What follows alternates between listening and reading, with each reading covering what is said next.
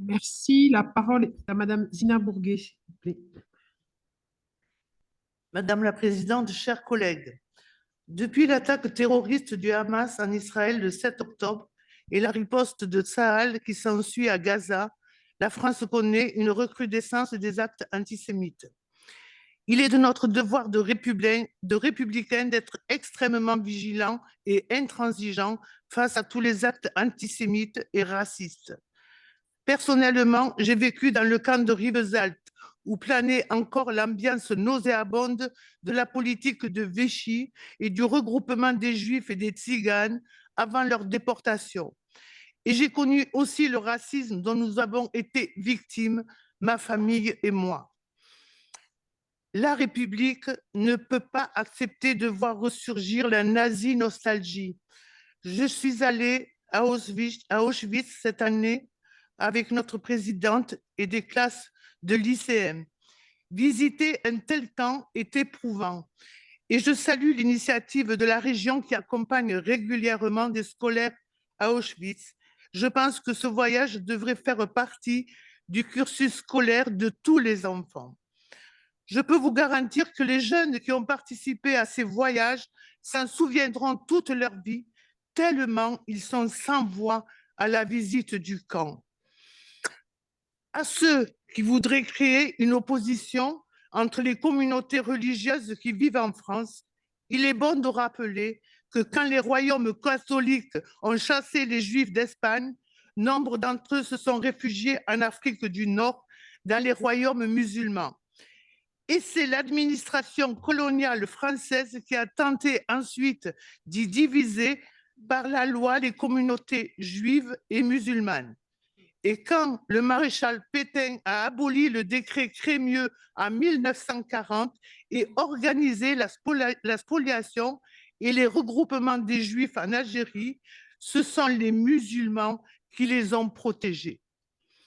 Aussi, je ne permets pas aux élus et aux représentants du parti héritier de Jean-Marie Le Pen de défiler à nos côtés, aux côtés des Juifs et des Justes de France. On connaît la finalité de ce parti dont l'histoire est antisémite, mais aussi anti-arabe. Et que l'on ne me dise pas que le RN a tourné cette page sombre de son histoire. Lorsque j'étais étudiante à Montpellier, puis présidente de SOS Racisme, nous avons été victimes de multiples agressions, parfois très violentes, de la part du GUD. Or, ce mouvement que je qualifie de terroriste, raciste et antisémite sévit toujours aujourd'hui. Il a été fondé par des proches de la présidente actuelle du Rassemblement national. Les connexions entre le GUD et le RN sont étroites. D'autres personnalités antisémites, révisionnistes, racistes sont dans la mouvance et sont ou ont été élus du Rassemblement national. Néanmoins, les actes antisémites d'aujourd'hui ne sont certainement pas tous issus de l'extrême droite ou du terrorisme islamiste. Une part d'entre eux sont directement liés au conflit israélo-palestinien, à la guerre à Gaza et à la colonisation en Cisjordanie. Cette guerre qui s'éternise depuis quelques décennies est devenue le terreau d'un autre antisémitisme. Il est alors impératif d'apporter une réponse politique, une exigence de paix dans le respect de la souveraineté des deux peuples en conflit.